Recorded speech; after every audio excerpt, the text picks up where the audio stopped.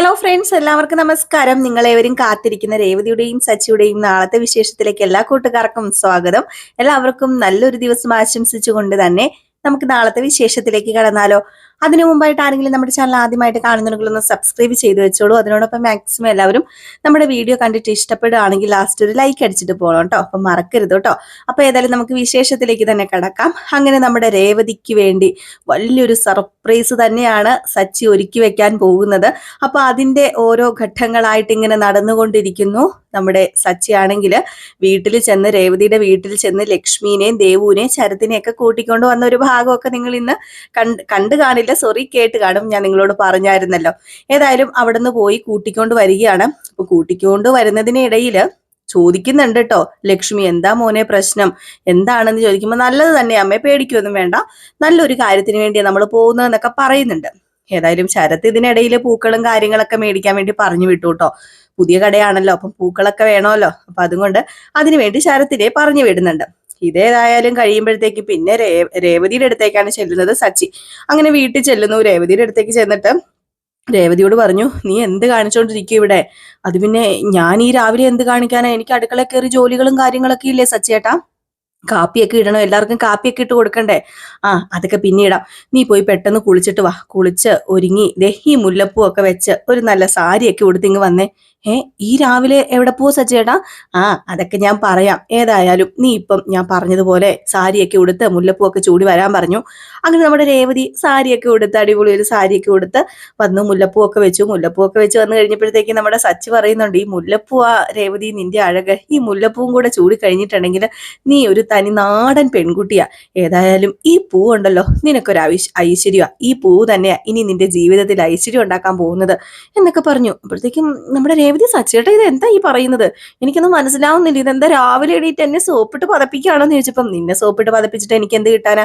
ഏതായാലും റെഡി ആയില്ലേ? ഞാൻ ഏതായാലും ഇനി അച്ഛനോടും അമ്മയോടും ഒക്കെ ചെന്ന് പറഞ്ഞ് അച്ഛനെ അമ്മേനെയൊക്കെ വിളിച്ച് എണീപ്പിച്ച് റെഡിയാക്കട്ടെ എന്ന് പറഞ്ഞു. ഏതായാലും പോയി. നമ്മുടെ ചന്ദ്രയും രവീന്ദ്രനൊക്കെ എണീറ്റായിരുന്നു. ചന്ദ്രയോട് രവീന്ദ്രനോടും പറഞ്ഞു, അച്ഛാ അമ്മയെ പെട്ടെന്ന് കുളിക്ക്, നമുക്ക് ഒരു സ്ഥലം വരെ പോകണമെന്ന് പറഞ്ഞു. സച്ചി പറയുന്നതല്ലേ കേക്കുവോ നമ്മുടെ ചന്ദ്ര പറഞ്ഞു, എവിടെ പോകാൻ ഈ രാവിലെ? നിനക്ക് എന്താ വട്ടാണോടാ? നിനക്ക് വേറെ പണിയൊന്നുമില്ല? ഈ രാവിലെ എങ്ങോട്ട് എഴുന്നള്ളാനാ? അതെ, ഞാൻ പറഞ്ഞു കുളിക്കാന്, അതിപ്പോ ആദ്യം അനുസരിക്കുക. അപ്പൊ രവീന്ദ്രൻ പറഞ്ഞു, അവൻ വേറെ എങ്ങോട്ടേക്കും കൊണ്ടുപോകുമല്ലോ, അവൻ ഏതായാലും നിന്നെ കൊല്ലാനൊന്നും കൊണ്ടുപോകുന്നില്ലല്ലോ, നീ ചെന്ന് കുളിച്ച് റെഡിയായിട്ട് വരാൻ പറഞ്ഞു. അപ്പം രവിയേട്ടൻ ഇവന്റെ ഓരോ താളത്തിനൊത്തൊന്ന് തുള്ളിയാ മതിയല്ലോ. രാവിലെ കുളിക്കാൻ പറയുമ്പോൾ കുളിക്കണം, നനയ്ക്കാൻ പറയുമ്പോൾ നനയ്ക്കണം, ഇതെന്ത് സൂക്കേടാന്നൊക്കെ പറഞ്ഞ് പുറത്തുകൊണ്ട് നമ്മുടെ ചന്ദ്ര പോയി കുളിച്ചൊരുങ്ങിയിട്ടൊക്കെ വരികയാണ്. അങ്ങനെ രവീന്ദ്രനും കുളിച്ചൊരുങ്ങിയിട്ടൊക്കെ വന്നു. ഈ സമയത്ത് വർഷേനെയും ശ്രീകാന്തിനെയും ശ്രുതിനെയൊക്കെ വിളിച്ചെണീപ്പിക്കുകയാണ് കേട്ടോ. അപ്പം ഇവരെ വിളിച്ചെണീപ്പിച്ചു. ഇപ്പൊ ശ്രുതിയൊക്കെ വന്നു കഴിഞ്ഞപ്പോഴത്തേക്കും എന്താന്ന് ചോദിച്ചപ്പോ പെട്ടെന്ന് എല്ലാവരും റെഡി ആയിട്ട് വാ, നമുക്ക് ഒരു സ്ഥലം വരെ പോകണമെന്ന് മാത്രമേ പറയുന്നുള്ളൂ. അപ്പൊ ശ്രുതിക്ക് വലിയ താല്പര്യമൊന്നും ഇല്ല. നമ്മുടെ സച്ചി പറയുന്നത് ആയതുകൊണ്ട് തന്നെ എനിക്ക് ബ്യൂട്ടി പാർലറിൽ പോകണം എന്ന് പറയുമ്പോൾ ബ്യൂട്ടി പാർലറിലൊക്കെ പോകാം, എന്റെ പൊന്നു പൗഡർ ഇടത്തി അതിന് ദൂരെ ഒന്നും നമ്മൾ പോകുന്നില്ല, പെട്ടെന്ന് കുളിച്ചൊരുങ്ങാൻ പറഞ്ഞു. ഏതായാലും ഇവരെല്ലാവരും കുളിച്ചൊരുങ്ങി വന്നു കേട്ടോ. ഇവരെല്ലാവരും കുളിച്ചൊരുങ്ങി വന്നു. ഇതിനിടയിൽ നമ്മുടെ സച്ചി കൂട്ടുകാരനെ വിളിച്ചെല്ലാം സെറ്റപ്പ് ആക്കുന്നുണ്ട് കേട്ടോ. ഏതായാലും വേറൊരു സ്ഥലത്തും അല്ല. ഏതായാലും ഞാൻ ഇടയ്ക്കിടയ്ക്ക് പ്രയോഗിക്കുന്നുണ്ടെന്ന് ഒന്ന് സോറി കേട്ടോ. ഇനി പരമാവധി ഞാൻ ഒഴിവാക്കാൻ നോക്കാം. ഇടയ്ക്കിടയ്ക്ക് ഏതായാലും കയറി വരിക. അപ്പൊ നമുക്ക് ആ ഒരു വേട് ഞാൻ ഉപേക്ഷിക്കാൻ നോക്കാം കേട്ടോ. അപ്പൊ അങ്ങനെ നമ്മുടെ സച്ചിയുടെ കൂട്ടുകാരനെ വിളിച്ച് എല്ലാം സെറ്റപ്പൊക്കെ ആക്കി കഴിഞ്ഞപ്പോഴത്തേക്കുമാണ് ഇവിടെ എല്ലാവരും റെഡിയായത്. അങ്ങനെ രേവതി ഒരുങ്ങി വരുന്നത് കണ്ടപ്പോഴത്തേക്കും പെട്ടെന്ന് ചന്ദ്ര ചോദിച്ചു, ഇതെന്താ ഈ രാവിലെ ഒരുങ്ങിക്കെട്ടി? അപ്പോഴത്തേക്ക് സച്ചി പറഞ്ഞു, അത് പിന്നെ ഇവളെന്റെ ഭാര്യയല്ലേ, നിങ്ങളോടൊക്കെ ഒരുങ്ങാൻ പറഞ്ഞില്ലേ, അപ്പൊ ഇവളോടും ഞാൻ ഒരുങ്ങാൻ പറഞ്ഞു. ഏതായാലും പിന്നെയും കയറി വന്നു, സോറി. അയ്യോ എനിക്ക് വയ്യ. ക്ഷമിച്ചേക്കണം കേട്ടോ, ഇനി ഞാൻ സൂക്ഷിച്ചോളാം. അങ്ങനെ നമ്മുടെ ശ്രുതി വന്നു കഴിഞ്ഞിട്ട് വർഷ വന്നു കഴിഞ്ഞപ്പോഴത്തേക്കും വർഷയോട് പറഞ്ഞു, അതെ വർഷേ, നീയാണ് പ്രധാന ഗസ്റ്റ്, നീയാണ് വേണ്ടത് എന്നിങ്ങനെ വർഷയോട് പറഞ്ഞപ്പോ, ഞാനോ? എന്ത് ഗസ്റ്റ്? ഏത് ഗസ്റ്റ്? ഏതായാലും നീ വേണോ ഇതൊക്കെ, നീ കാരണോ ഇതൊക്കെ എന്നൊക്കെ പറയാണ് കേട്ടോ. ഒന്നും അങ്ങോട്ട് പിടികിട്ടുന്നില്ല. വർഷ കാരണമാണല്ലോ ഇതൊക്കെ സംഭവിച്ചത്. കാരണം വർഷയാണല്ലോ പൈസ കൊടുത്തതും ടിപ്പ് കൊടുത്തതും നമ്മുടെ രേവതിയുടെ മനസ്സ് വിഷമിപ്പിച്ചതും. അങ്ങനെ പെട്ടെന്നൊരു ബുദ്ധി നമ്മുടെ സച്ചിക്ക് തോന്നിയതൊക്കെ അതുകൊണ്ടാണ് കേട്ടോ വർഷയോട് എടുത്തെടുത്ത് സച്ചി പറയുന്നത്, നീ കാരണമാണ് ഇതൊക്കെയെന്ന്. പെട്ടെന്ന് മനസ്സിലാവുന്നൊന്നുമില്ല. അങ്ങനെ ഇവര് നേരെ ഇറങ്ങി പോവുകയാണ്. മുറ്റത്തേക്ക് ഇറങ്ങി കഴിഞ്ഞപ്പോഴത്തേക്കും ശ്രുതി ചോദിച്ചു, അല്ല വണ്ടി എന്തിയെ, വണ്ടിയൊന്നും ഇല്ലല്ലോ, നമുക്ക് പോണേ വണ്ടി വേണ്ടേ, നിന്റെ ഈ കാറിൽ എല്ലാരും കൂടെ പോകാൻ പറ്റുമോ, എന്നാ പിന്നെ നമുക്കൊരു ടാക്സി വിളിക്കാന്ന് പറഞ്ഞപ്പോഴത്തേക്കും ടാക്സി ഒന്നും വിളിക്കേണ്ട, അതിന് ദൂരേക്കൊന്നും അല്ലത്, ഇവിടെ അടുത്താ പോകുന്നതെന്ന് പറഞ്ഞു. അപ്പൊ ചന്ദ്ര പറഞ്ഞു, ഇവന് ഭ്രാന്താ, ഞാൻ പോകുമോ, എനിക്ക് വട്ടല്ലേ, ഇവിടെ അടുത്ത് എന്നെ പരിപാടിയാ നീ കാണിക്കുന്നത്, ബാ നമുക്ക് കയറി പോവാൻ മക്കളെ എന്ന് പറഞ്ഞ് സുധീനെയും വിളിച്ച് കയറ്റിക്കൊണ്ട് പോകാൻ തുടങ്ങിയപ്പോഴത്തേക്ക് രവീന്ദ്രൻ പറഞ്ഞു, നിക്ക്, അവനൊരു കാര്യത്തിന് വിളിച്ചതല്ലേ, നിങ്ങൾ ഈ പകുതി വഴിക്ക് വെച്ച് പോകല്ലേ, നിക്ക്, നമുക്ക് നോക്കാന്ന് പറഞ്ഞ് രവീന്ദ്രൻ തടഞ്ഞു നിർത്തുകയാണ് കേട്ടോ. ആരെ, നമ്മുടെ ചന്ദ്രനെയൊക്കെ. ഈ സമയത്താണ് കുറെ കൂട്ടുകാരികളും അതുപോലെ ലക്ഷ്മിയും ദേവുവും ശരത്തും ഒക്കെ ഗേറ്റിന് മുമ്പിൽ നിൽക്കുന്നത്. ഇതും കൂടെ കണ്ടു കഴിഞ്ഞപ്പോഴത്തേക്കും ചന്ദ്രയ്ക്ക് സൂക്കേട് വന്നിട്ട് ചന്ദ്ര പറഞ്ഞു, പിന്നെ ഇതുങ്ങളെ കാണാൻ വേണ്ടിയാണോ ഞങ്ങൾ കുളിച്ചൊരുങ്ങി ഞങ്ങളോട് ഇങ്ങോട്ടേക്ക് വരാൻ പറഞ്ഞത്, ദേ ഇവളുടെ അനിയത്തിനെയും അനിയനെയും അമ്മേനെയും കാണാൻ, എന്താ രവിയേട്ടാ ഇത്, ഓ കുളിച്ചൊരുങ്ങി വന്ന് കാണാൻ പറ്റിയ ടീമുകൾ തന്നെയാണല്ലോ, വാ പിള്ളേരെ നമുക്ക് പോകാന്ന് പറഞ്ഞ് വീണ്ടും ചന്ദ്രൻ തിരിച്ചു കയറി പോകാൻ തുടങ്ങിയപ്പോഴത്തേക്ക് രവീന്ദ്രൻ വീണ്ടും പിടിച്ചു നിർത്തി. സച്ചു പറഞ്ഞ്, നിക്കിപ്പൊ പോകല്ലേ, ദേ ഒരു കാര്യം ഉണ്ടെന്ന് പറഞ്ഞ് ഗേറ്റ് ഒക്കെ തുറന്ന് പുറത്തേക്ക് വന്നു കഴിഞ്ഞപ്പോഴത്തേക്കും ദേ ആ ഗേറ്റിന്റെ അടുത്തൊരു പെട്ടിക്കട ഇരിക്കുന്നു. ഇത് കണ്ടു കഴിഞ്ഞപ്പോഴത്തേക്ക് ശ്രുതി, അയ്യോ അച്ഛാ അമ്മേ, ദേ ആരോ നമ്മൾ അറിയാതെ നമ്മുടെ വീട്ടിന്റെ മുമ്പിൽ കൊണ്ട് കട വെച്ചിരിക്കുന്നു, അയ്യോ പോലീസിനെ വിളിക്കണം, പോലീസിനെ വിളിച്ചേ പറ്റത്തുള്ളൂ. അപ്പൊ ചന്ദ്രൻ പറഞ്ഞു, പെട്ടെന്ന് പോലീസിനെ വിളിക്കടാന്ന് പറഞ്ഞു. പെട്ടെന്ന് പോലീസിനെ വിളിക്കാൻ പറഞ്ഞപ്പോഴത്തേക്ക് ഫോൺ എടുത്തപ്പോഴത്തേക്കാണ് സച്ചു പറഞ്ഞത്, വെക്കണ ഫോണ്, നിനക്കിപ്പോ പോലീസിനെ വിളിച്ചാൽ പറ്റത്തുള്ളൂ എന്ന് ചോദിച്ചു. പറഞ്ഞു, പിന്നെ പോലീസിനെ വിളിക്കാതെ കണ്ടില്ലേ നമ്മുടെ വീടിന്റെ മുമ്പിൽ കൊണ്ടുപോയി ആരോ ചോദിക്കാതെ കടയൊക്കെ ഉണ്ടാക്കി വെച്ചിരിക്കുന്നത്, അതങ്ങനെ വിട്ടാൽ ശരിയാവില്ലല്ലോ എന്ന് പറയുമ്പോൾ മര്യാദയ്ക്ക് ഫോൺ താഴെ വെക്കില്ല, ഞാൻ ഫോൺ എറിഞ്ഞ് പൊട്ടിക്കുന്നു പറഞ്ഞു. അപ്പോഴത്തേക്കാണ് നമ്മുടെ സച്ചി കുറച്ച് ഫ്രണ്ടിലേക്ക് നിന്നിട്ട് ഇതിന്റെ ആ ഒരു കർട്ടൻ പോലെ ഒരു ചെറിയൊരു സംഭവം ഇട്ടിട്ടുണ്ടായിരുന്നു, ഈ പടുത കണ്ടിട്ടിട്ടുണ്ടായിരുന്നു, അതിങ്ങനെ പതുക്കെ അങ്ങ് പൊക്കിയപ്പോഴത്തേക്കും ചന്ദ്ര പൂക്കട എന്നാട്ടോ പേര്, ചന്ദ്ര പൂക്കട എന്നാണ് അതിന്റെ പേര്. അപ്പം ചന്ദ്രയുടെ പേരാണ് ഇട്ടിരിക്കുന്നത്, ചന്ദ്രമതിയോ ചന്ദ്ര എന്നങ്ങാണ്ടാണ് പൂക്കടയുടെ പേര്. അപ്പൊ ഇതങ്ങ് മാറ്റി കഴിഞ്ഞപ്പോഴത്തേക്കും, ഇത് നിന്റെ പേരാണല്ലോ ചന്ദ്ര എന്നിങ്ങനെ പെട്ടെന്ന് നമ്മുടെ രവീന്ദ്രൻ പറഞ്ഞപ്പോഴത്തേക്കും, അതേലോ ഇത് എന്റെ പേരിട്ട് ഇവിടെ ആരാ കൊണ്ട് കട വെച്ചത്, ആഹാ അത് കൊള്ളാലോ, എന്നോട് ചോദിക്കാതെ എന്റെ പേരിട്ട് ഇവിടെ കൊണ്ട് കട വെച്ചിരിക്കുന്നു, ഇതെന്താ വെള്ളരിക്കപ്പെട്ടണോ എന്നൊക്കെ ചോദിച്ചുകൊണ്ട് ഇങ്ങനെ ഇരിക്കുകയാണ്. അപ്പോഴത്തേക്ക് ശ്രുതിയൊക്കെ മുഖത്തോട് മുഖമൊക്കെ നോക്കുന്നുണ്ട്, ഇവർക്കൊന്നും മനസ്സിലാവുന്നില്ല. വർഷ അന്തം വിട്ട് കുന്തം പോലെ നിൽക്കുന്നു, ശ്രീകാന്തും അന്തം വിട്ട് കുന്തം പോലെ നിൽക്കുന്നു. അങ്ങനെ പെട്ടെന്ന് ആ ഒരു കർട്ടൻ അങ്ങ് മാറ്റിയിട്ട് ആ ഫ്രണ്ടിലെ ആ ഒരു തുണി അങ്ങ് മാറ്റി കഴിഞ്ഞപ്പോഴത്തേക്കും ദാ ഫുള്ള് നോക്കുമ്പോൾ ഒരു അടിപൊളി പൂക്കട. ഇത് കണ്ടത് ഞെട്ടിപ്പോയിട്ടോ രേവതി ഞെട്ടിയിട്ട്, ഇതെന്താ സച്ചേട്ടാ ഇവിടെ ഒരു പൂക്കട എന്ന് പറഞ്ഞ് ഇങ്ങനെ വല്ലാണ്ടങ്ങ് ആയിപ്പോയി. അപ്പൊ രവീന്ദ്രൻ ചോദിച്ചു, ഇതെന്താ ഇതൊരു പൂക്കടയാണല്ലോ. ഇതൊരു പൂക്കടയാണ്, പക്ഷെ ഇതിന്റെ ഓണർ ഞാനല്ല, ഇതിന്റെ ഓണർ ഈ നിൽക്കുന്ന രേവതിയാന്ന് പറഞ്ഞു.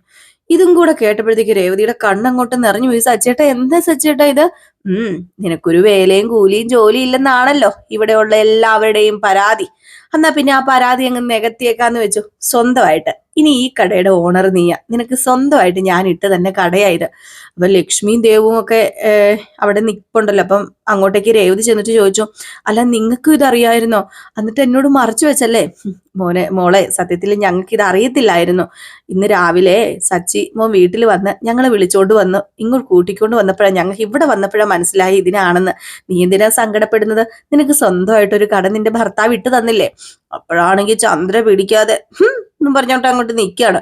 അപ്പൊ രവീന്ദ്രൻ പറഞ്ഞു, ചന്ദ്രയെ നോക്കിക്കോ, ചന്ദ്രയെ കടയ്ക്ക് നിന്റെ പേരാണല്ലോ, ഓ മൂത്ത മകൻ ഇട്ട കടയ്ക്ക് നിന്റെ പേര്, ദേ ഇപ്പം നടുക്കത്തെ മകൻ ഇട്ട കടയ്ക്ക് നിന്റെ പേര്, ഓ ചന്ദ്രയെ കോൾ അടിച്ചല്ലോ എന്ന് പറയുമ്പോ, പിന്നെ ഈ മാളക്കടയ്ക്ക് എന്റെ പേരിടാൻ ആരാ പറഞ്ഞത്, ആരോട് ചോദിച്ചിട്ട് എന്റെ പേരിട്ടതെന്ന് ചോദിച്ചപ്പോഴത്തേക്കും രവീന്ദ്രൻ പറഞ്ഞു, എടി നിന്റെ മോനല്ലേ ഇത്, അപ്പൊ പിന്നെ പ്രത്യേകിച്ച് ചോദിക്കേണ്ട കാര്യമൊന്നുമില്ല, അവർക്ക് ഇഷ്ടമുള്ള പേര് അവരിടും, ഇനിയിപ്പൊ നിനക്ക് ഇഷ്ടമല്ലെങ്കിൽ ചന്ദ്ര എന്ന് വേറെ ആരുടെങ്കിലും പേരാന്ന് നീ അങ്ങ് കൂട്ടിക്കോ എന്നിങ്ങനെ പറഞ്ഞു.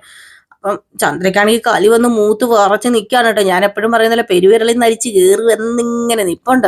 അപ്പോഴത്തേക്കുമാണ് ശ്രുതി പറയുന്നത്, ഇതെന്താ ഇവിടെ ഇങ്ങനെ ഒരു കട, അത് നാണക്കേടല്ലേ, അതും വീട്ടിന് മുമ്പിൽ ഒരു പെട്ടിക്കട ഇങ്ങനെ പൂക്കടയൊക്കെ വെക്കാന്ന് പറഞ്ഞിട്ടുണ്ടെങ്കിൽ ചീപ്പ് കേസ് എന്നിങ്ങനെ പറഞ്ഞപ്പോഴത്തേക്കും സച്ചി പറഞ്ഞു, ചീപ്പ് കേസോ അല്ല, നിന്റെ പെണ്ണുപിള്ളയ്ക്ക് മാത്രമേ ബ്യൂട്ടി പാർലറൊക്കെ ഇടത്തുള്ളൂ, നിന്റെ പെണ്ണുപിള്ള ഇട്ടേക്കുന്ന വലിയ ഹൈ ക്ലാസ് ബ്യൂട്ടി പാർലറാന്നും പറഞ്ഞുകൊണ്ട്, അതെ പൂക്കട എന്ന് പറയുമ്പോ ഇങ്ങനെയൊക്കെ തന്നെയാ, ദേ മര്യാദയ്ക്ക് ഇവിടെ നിന്നോ, അല്ലെങ്കിൽ എന്റെ വായിലിരിക്കുന്ന നീ കേൾക്കും എന്നിങ്ങനെ പറഞ്ഞു. അപ്പൊ വർഷ കയറി വന്നിട്ട് പറഞ്ഞു, ഹായ്, ഏതായാലും എനിക്ക് ഇഷ്ടപ്പെട്ടു കേട്ടോ.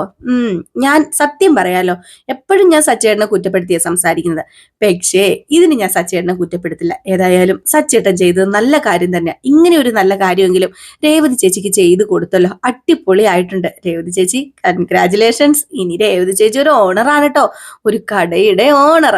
ഇത് കേട്ട് കഴിഞ്ഞപ്പോ ചന്ദ്രയ്ക്ക് വീണ്ടും അരിഷ്ടം കയറുകയാണ് കേട്ടോ. ചന്ദ്ര പറഞ്ഞു, വാ നമുക്ക് പോകാന്ന് പറഞ്ഞു തുടങ്ങിയപ്പോഴത്തേക്ക് സച്ചു പറഞ്ഞു, എങ്ങോട്ട് പോകാന്നാ, നിക്ക് ദേ ഈ കടക്കിന് പരിപാടിയും കാര്യങ്ങളൊക്കെ ഉണ്ട്, ഈ ഉദ്ഘാടനം ഉണ്ടല്ലോ അത് ചെയ്യുന്നത് ആരാന്നറിയാമോ? അപ്പോഴത്തേക്കും രവീന്ദ്രൻ പറഞ്ഞു, അത് നിന്റെ അമ്മേനെ കൊണ്ട് ചെയ്യിക്കാനായിരിക്കും. ഹേയ്, എന്റെ അമ്മയും ചെയ്യണ്ട, അച്ഛനും ചെയ്യണ്ട, അതിനേക്കാൾ കൂടുതൽ അർഹതയുള്ള ഒരാൾ ഇവിടെ നിപ്പുണ്ട്, വർഷ. അപ്പം വർഷയാണ് ഈ കട ഉദ്ഘാടനം ചെയ്യുന്നത്. സത്യത്തിലെ വർഷ കാരണം ഞാൻ ഈ ഒരു കട ഇവിടെ പണിയിപ്പിച്ചത് തന്നെ. ഈ കട ഒറ്റ രാത്രിയും കൊണ്ട് ഇവിടെ ഇങ്ങനെ ആക്കി എടുക്കണമെങ്കിൽ അതിന്റെ എല്ലാ ക്രെഡിറ്റും വർഷക്കുള്ളതാന്ന് പറഞ്ഞു. അപ്പൊ പെട്ടെന്ന് ചന്ദ്ര നോക്കി ഇങ്ങനെ പേടിച്ചു പോയിട്ടോ. ഇനിയിപ്പോ വർഷ വല്ല ഇട്ട് കൊടുത്ത കടയാണോ എന്ന് അറിയില്ലല്ലോ. ചന്ദ്ര വർഷനെ ഇങ്ങനെ നോക്കി. അപ്പൊ വർഷ പറഞ്ഞു, ഞാൻ എന്താ സഹായിച്ചത്? വർഷേ, നീയും ഇതില് സഹായിച്ചിട്ടുണ്ട്. അതൊക്കെ ഞാൻ പറയാം. ഏതായാലും ഉദ്ഘാടനം ചെയ്യേണ്ടത് നീയാ. എനിക്ക് സന്തോഷമുള്ളൂ സച്ചേട്ടാ, രേവതി ചേച്ചി, എനിക്ക് സന്തോഷമുള്ളൂ, ഞാൻ ഉദ്ഘാടനം ചെയ്യാലോ എന്നും പറഞ്ഞുകൊണ്ട് നമ്മുടെ വർഷയാണ് ആ ഒരു റിബണൊക്കെ കട്ട് ചെയ്യുന്നത്. ഇതൊക്കെ കണ്ട് കളിച്ച് ശ്രുതിയും ചന്ദ്രയും നിപ്പുണ്ട്, ഒന്നും പറയാൻ പറ്റാത്ത അവസ്ഥയും. അങ്ങനെ നമ്മുടെ രേവതി എല്ലാവരുടെയും അനുഗ്രഹവും ഒക്കെ മേടിച്ചിട്ട് സച്ചി പറയാണ്, രേവതി നീ മാറി നിൽക്കരുതെന്ന് പറഞ്ഞപ്പോ സച്ചി നേരെ രേവതി നേരെ സച്ചിയുടെ അടുത്തേക്ക് വന്നിട്ട്, സച്ചേട്ടാ ഇതെന്താ സച്ചേട്ടാ ഇത് പെട്ടെന്ന് ഇങ്ങനെ? സച്ചേട്ടാ ഒരുപാട് നന്ദിയുണ്ട്, ഞാൻ ഒട്ടും പ്രതീക്ഷിച്ചില്ല സച്ചേട്ടാ, നിങ്ങളെങ്കിലും എന്നും പറഞ്ഞ് ഇങ്ങനെ കരയാൻ വന്നപ്പോ, നിർത്ത്, ഇത് കരയേണ്ട നിമിഷമൊന്നും അല്ല. നിന്റെ സങ്കടം ഒരുപാട് ഞാൻ കാണുന്നുണ്ട്. ചിലവർക്കൊക്കെ ഇവിടെ ഒരു വിലയും ഇല്ലോ, ജോലിയില്ല, അതില്ല, ഇതില്ല എന്നൊക്കെയല്ലേ. ഇനിയിപ്പം രാവിലെ നീ കട തുറക്കണം. പിന്നെ ഈ കടയിൽ നിന്ന് കയറുമ്പം വൈകിട്ട് ഒരു 7 മണിയെങ്കിലും ഒക്കെ ആവുമല്ലോ. അപ്പൊ പിന്നെ അടുക്കള ജോലിയൊക്കെ ചെയ്യാൻ നമുക്ക് വേറെ ആരെങ്കിലും വെക്കാം, വേലക്കാരിനെ വെക്കാം. ഇല്ലെങ്കിൽ പിന്നെ എന്റെ അമ്മയുണ്ടല്ലോ, പിന്നെ അമ്മ എല്ലാ ജോലിയും ചെയ്യുമല്ലേ. വീട്ടിൽ ചുമ്മാ ഇരിക്കുന്ന ഒരാളോ അടുക്കള ജോലി ചെയ്യേണ്ടത്. അങ്ങനെ എല്ലാരും അമ്മ പറഞ്ഞത്. അതൊക്കെ അവിടെ നിൽക്കട്ടെ, രേവതി നീ ഇങ്ങ് വന്നേ, നീ കടക്കകത്ത് കയറി നിന്നേ എന്നിങ്ങനെ പറഞ്ഞു.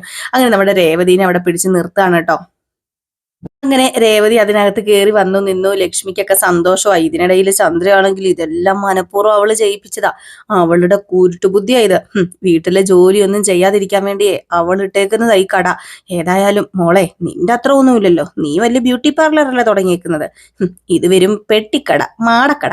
അപ്പൊ നമ്മുടെ ശ്രുതിയും പറഞ്ഞു, അതെ ശ്രുതി, നിനക്ക് വലിയ ബ്യൂട്ടി പാർലർ അല്ലേ, ഇതെന്താ പെട്ടിക്കട, മാടക്കട.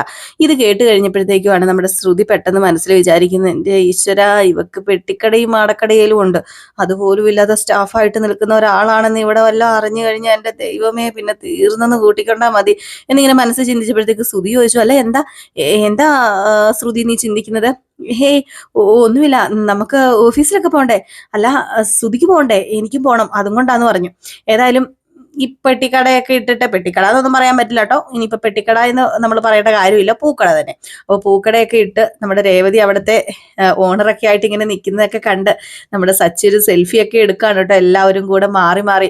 ഇതിനിടയിൽ നമ്മുടെ ദേവു പറയുന്നുണ്ട്, ചേച്ചി ഇപ്പൊ എന്തേ ഒരു പൂക്കടയുടെ ഓണർ ആയില്ലേ. അപ്പൊ വർഷയും പറയുന്നുണ്ട് കേട്ടോ, ഇനി രേവതി ചേച്ചിക്ക് സ്വന്തമായിട്ട് ജോലിയൊക്കെ ഉണ്ടല്ലോ, ഇനിയിപ്പോ രേവതി ചേച്ചിക്ക് ഈ പൂക്കട വലിയ വലിയ ബിസിനസ് ആക്കി ഇതൊരു ഹോൾസെയിൽ കട തന്നെ ആക്കി മാറ്റാന്നൊക്കെ പറയാണ്. ഭയങ്കര സന്തോഷമാണ് കേട്ടോ. ഈ സമയത്ത് നമ്മുടെ ചന്ദ്ര അകത്തേക്കൊക്കെ കയറിപ്പോയി ആകപ്പാടെ തലയ്ക്ക് മത്ത് പിടിച്ചിരിക്കുക. ഇനിയിപ്പം വീട്ടിലെ ജോലി മുഴുവൻ നമ്മുടെ ചന്ദ്ര ചെയ്യേണ്ട ഒരു അവസ്ഥയെ. ഏതായാലും ചന്ദ്ര പണി ചെയ്യാൻ തുടങ്ങി. രാവിലെ തന്നെ അടുക്കള കയറി ചായ ഇടുകയാണ്. ചായപ്പൊടി എവിടെയാ ഇരിക്കുന്നത്, കാപ്പിപ്പൊടി എവിടെയാ ഇരിക്കുന്നത്, മല്ലിപ്പൊടി എവിടെയാ, മുളക് പൊടി എവിടെയാ, ഉപ്പ് എവിടെയാ, ഇതൊന്നും നമ്മുടെ ചന്ദ്രയ്ക്ക് അറിയില്ല. ഇനി ഏതായാലും ചന്ദ്ര തന്നെ എല്ലാം അറിഞ്ഞോളൂ കേട്ടോ. അപ്പം ഇത്രയൊക്കെയാണ് നമ്മൾ ഇനിയിപ്പോ നാളെ കാണാൻ പോകുന്നത്. അപ്പൊ എല്ലാവരും കാത്തിരിക്കുക, അടിപൊളി വിശേഷം തന്നെയാണ് വരാൻ പോകുന്നത്. ഇനി അടുത്തത് നമ്മുടെ ശ്രുതിയുടെ കള്ളത്തരം പൊളിയൂല്ലോ, അത് ഉടനെ തന്നെ ഉണ്ട് കേട്ടോ. ഈ ആഴ്ച അവസാനത്തോടു കൂടി നമ്മുടെ ശ്രുതിയുടെ കള്ളത്തരം പൊളിച്ചൊടുക്കി കൈ കൊടുക്കും ആര്, നമ്മുടെ സച്ചി. അപ്പൊ അതൊക്കെ നമുക്ക് കാത്തിരുന്ന് തന്നെ കാണാം. അപ്പൊ എല്ലാവർക്കും വീണ്ടും നല്ലൊരു ദിവസമൊക്കെ ആശംസിക്കുകയാണ്. അപ്പൊ നമ്മൾ ഇന്ന് വൈകിട്ട് ഇനിയിപ്പം പ്രമോ ചെയ്യില്ല കേട്ടോ, നാളത്തെ പ്രമോ നമ്മൾ വൈകിട്ട് ഇടില്ല. ഇനിയിപ്പം വൈകിട്ട് 9:30 ആകുമ്പോൾ നയനുടെയും ആദർശിന്റെയും പ്രമോ വിശേഷമായിട്ട് കാണാമേ. Tata, bye by.